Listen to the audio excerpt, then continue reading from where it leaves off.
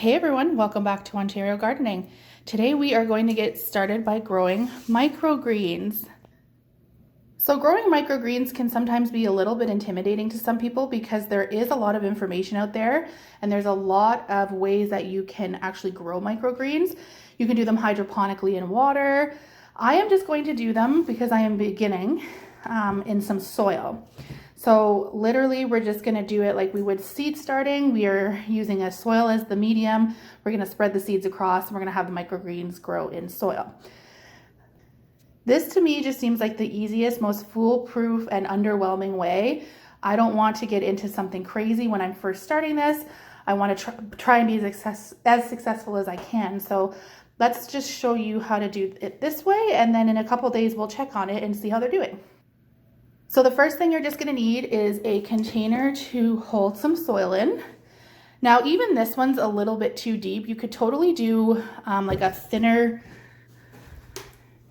container if you wanted to, because you don't need a lot of soil. The seeds are going to be sitting pretty much on the top of this. So you don't need a ton of soil underneath. So you don't need a big, thick container full of soil. What you're looking for is something just more elongated, so that you can spread those seeds out. So this is actually a lettuce container from the grocery store. Like it held lettuce greens in it at one point. So I just am recycling it and I'm gonna use this. This is kind of perfect too if you are actually looking to do seed starting, because you have the top of it, which acts as like a little mini micro greenhouse, but that's neither here nor there. So you're gonna need some soil, a container, your microgreens, and just some water. I have water in a spray bottle so that I can mist it as opposed to drowning it out with water. With microgreens, because the seeds are so tiny, when we put them on the soil, we don't want to put a whole bunch of water on top and pour them, because the seeds are going to end up everywhere. You're going to end up having them move all in with the water, and then you might have like clumps of microgreens in some spaces and then nothing in other spaces. So we don't want our seeds moving. So here's our soil. We are going to open our microgreens.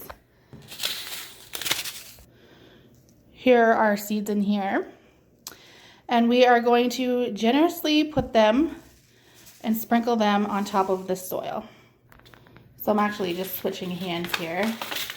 And I'm going to do them with my right hand because I'm right-handed. And we're going to put a generous sprinkling on the top of the soil.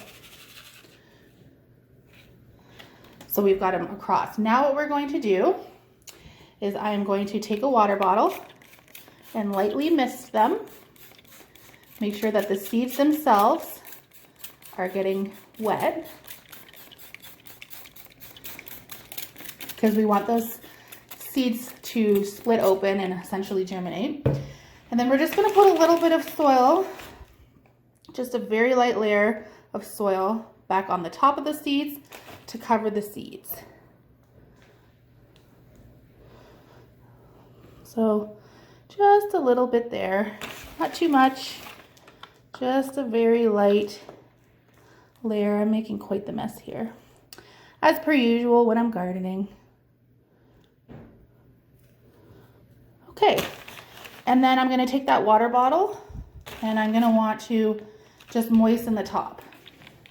So now we've got like a layer on the top and a layer on the bottom that's moist to make sure that those seeds germinate. Now, you're going to want to pick a nice and warm, sunny spot. You do not need grow lights to grow microgreens. You can literally pick a windowsill. I've set up a table just in front of a window here so that I can slide them over. Nice, warm, sunny spot, and we'll come check on these in a couple days, see if they've sprouted. The one nice thing about microgreens, if you don't know, they only take a couple days to germinate and sprout, and within a week, you typically are going to see growth, because microgreens, you're wanting to harvest them when they're this big, putting them on soups, sandwiches, salads, on eggs. You can do them on so many things, and they pack that punch and deliver all the nutrients that a full-size vegetable would. So we're gonna leave this for a couple days, and like I said, we will come back and we will check on them and see how they're doing. Okay, so we are back here. We are on day 4 of the microgreens, and here is what we have.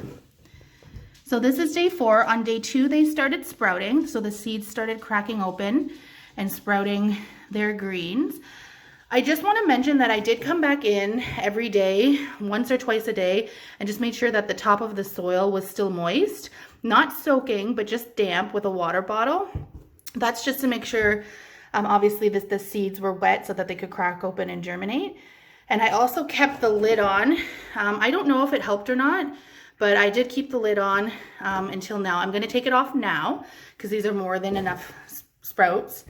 So we don't need to put that greenhouse lid on anymore. But so what's going to happen now is I'm going to let them grow for a couple more days, probably about 3 more days, and see where they're at. And then once they get just a little bit bigger, I can start harvesting them and throwing them onto any dish that you want.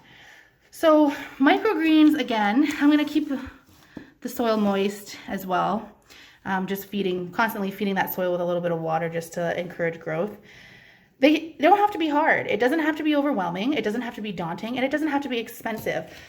That packet of seeds was from M.I. Gardner, and they cost me $2. A lot of the microgreens that you see, they come in massive bags.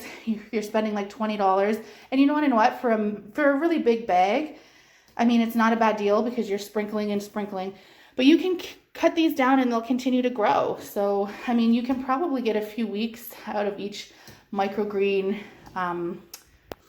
planting. So if you guys have any more questions, feel free to comment below. Yeah, there's so many different types of microgreens. You can get like beets, mustards, leaves.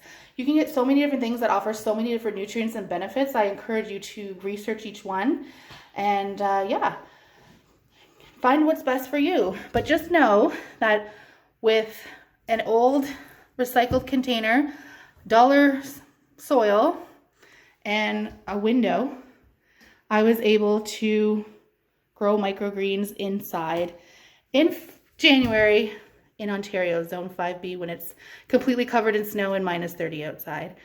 So thanks for watching this tutorial. We will talk soon. Bye.